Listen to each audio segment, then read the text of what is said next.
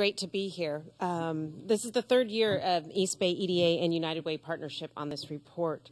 And as in prior years, the 2009 report really will continue to emphasize what's happening with the people of the East Bay while providing baseline economic, social, and environmental data that businesses, governments, and nonprofits really need to use to track the progress of our region as well as to figure out where we should be investing and making improvements. I do want to thank the staff for really doing the heavy lifting and putting together this presentation and our remarks. We couldn't do this without you, so please, another round of applause for the staff. I also want to point out that East Bay Community Foundation, which serves Alameda and Contra Costa County, so we are your community foundation, we have made a commitment to our own community needs assessments, and we rely very heavily on this indicator report every year. And we also have put forth an urban workforce study, which I'll talk about a little later, which piggybacks very nicely on the work that's been done here on the indicator report. This year's report is different. We have made a commitment to reduce the impact on the East Bay waste stream. We wanted to make sure that this report gets to as many people as possible, and it has been condensed from 36 pages to 12, and it's right there on your table, and it highlights 17 key indicators across 9 areas. And all of this can be accessible on a website, eastbayindicators.org. So we are trying to walk our talk as we put forward these indicators into the community. So we encourage you also to please visit the website, and you can drill down into each of the areas on the report. So let's get going. First, let's talk about the people. The strength and the capacity of East Bay's working families are some of the major pillars to supporting the region's economic growth.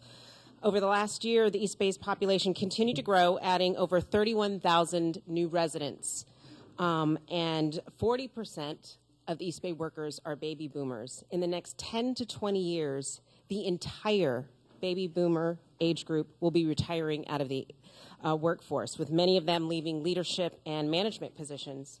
The baby boomer exit and massive job losses has the potential to create further strain on public and nonprofit sector providing organizations. Between July 2008 and July 2009, the East Bay region lost over 45,000 jobs.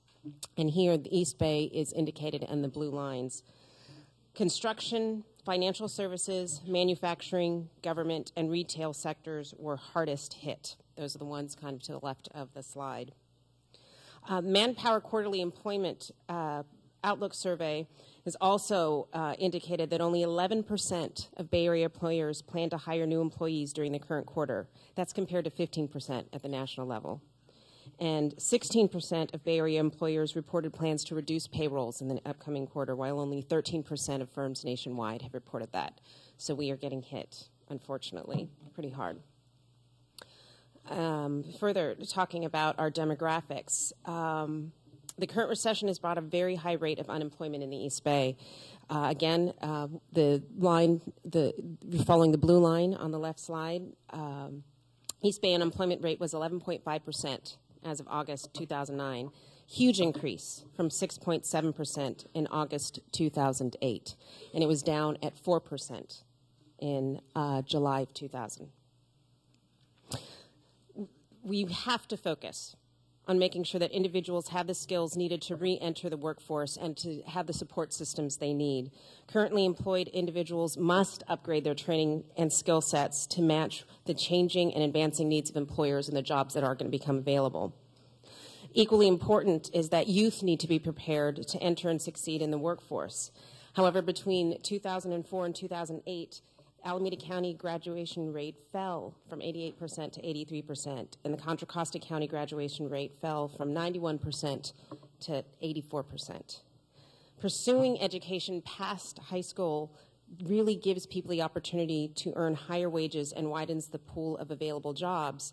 The recent Center for Law and Social Policy study indicates that 1 year of college can double an individual's yearly earnings. An associate degree can increase yearly earnings by 403%.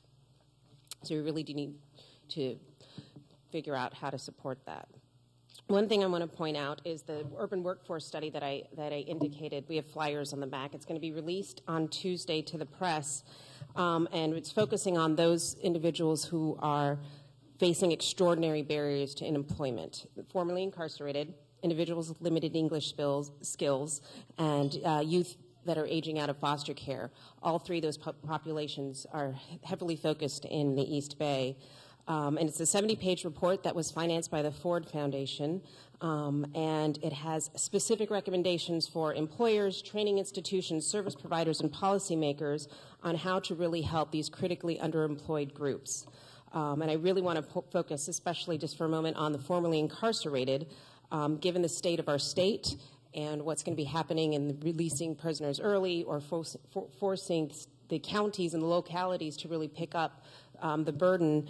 Our communities are going to see more formerly incarcerated individuals in our communities, and they need a realistic chance to reintegrate into their families and their neighborhoods.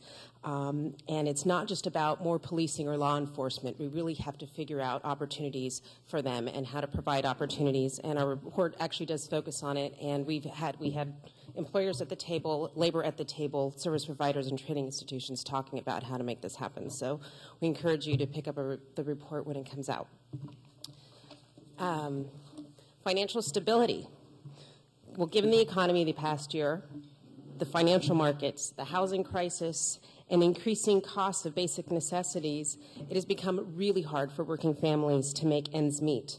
According to the self-sufficiency standard, which United Way puts out each year, 1 in 4 households do not earn enough to make ends meet. It takes a family of 4, which means, in this case, 2 adults and 2 school-age children, $52,000 in order to be able to survive over the course of the year.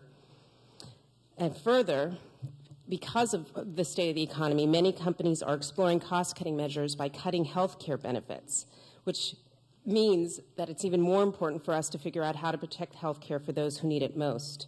In 2007, a significant portion of workers who were at or below 300% of the federal poverty line either were not eligible for health benefits or their employers did not offer health benefits. That's 43% of workers in Alameda County and 47% in Contra Costa County. Insurance coverage for this population becomes even more critical since days lost as a result of illness has a huge impact on people's income, but it has a huge impact on the companies that they work for. Real estate. I know, at the end it will get better. I promise. Towards the end of the presentation, I will have some glimmers of hope at the end. Real estate. Decreasing home values in the U.S. has been making headlines since 2007, and a lot of that, of course, was the reason we entered the current recession. The East Bay was particularly vulnerable, especially in the eastern part of Contra Costa County. Median home values. Again, Alameda is in blue and Contra Costa is in green. The median home value as of July 2009 was $340,000. That's a $279,000 decrease from the peak in 2006 when it was $619,000. Contra Costa, the median value was $261,000, a $384,000 decrease from the 2006 peak of $600,000. There are 9,600 notices of defaults that were issued in the second quarter of 2009 alone. And as many of you know, notices of default are early indicators of foreclosures. Lenders send out the default notices to homeowners who are 4 to 6 months behind on their mortgages, which is the beginning of the official foreclosure process. Now, the flip side of this picture is that foreclosures and the decrease in home values has increased housing affordability by nearly 40% in the East Bay. On the construction and commercial real estate side, that is now being hit. The downturns have moved from residential construction into, commercial and construction. Residential construction decreased throughout the Bay Area, falling over 100% from the levels in 2005 to 2006. Non-residential construction, we had seen an increase, as you can see in the graph, through 2008, but the current recession has now hit that, and we are seeing a decrease. Commercial vacancy rates, which is on the right screen, has reached 30% in some areas, and lowering rent to attract tenants is something that many commercial property owners are doing. Well, that unfortunately is going to start leading to foreclosure issues for commercial real estate owners. So now for the good news. I told you it was coming. The environment, which is part of the reason we're here this morning, to really talk about the sustainability of the East Bay. And the East Bay has become an incredible environmental marketplace with employers who are very conscientious and very deliberate about how we deal with sustainability and how we are treating our environment. Businesses, governments, residents have really taken a large part in conservation, reducing waste, water usage, and their overall environmental footprint. This is a great opportunity for jobs and growth, and we're seeing it. And it's a testament to our region's innovation from across the sectors, from businesses, universities, and governments. We have been early adopters kind of across the board. We have growing green and clean tech sectors. We have the East Bay Green Corridor Partnership, which is really starting to flourish, and stimulus funding has been flowing to the region for green jobs and training programs. So looking forward, this is what we really have to rely on. 2003 to 2007, we saw tremendous growth across the board, population, jobs, unprecedented increases in home values. Granted, they were inflated, but it was just a tremendous amount of growth. 2008, 2009. Tremendous economic upheaval. Now we're seeing more adjustment, but the fundamental qualities about the East Bay, our innovation, our willingness to work together, to collaborate, to figure out what works, here locally, that's what we have to rely on. East Bay EDA, United Way, East Bay Community Foundation, we have decided that we are definitely working together on this. We invite you to be partners with us on it. We are here for you as resources. Part of the reason we're having these conversations today is to figure out what works and what each of us can go back to our workplaces and make a difference to counteract the first 10 slides that you saw. So we need to look forward. So thank you, Gary.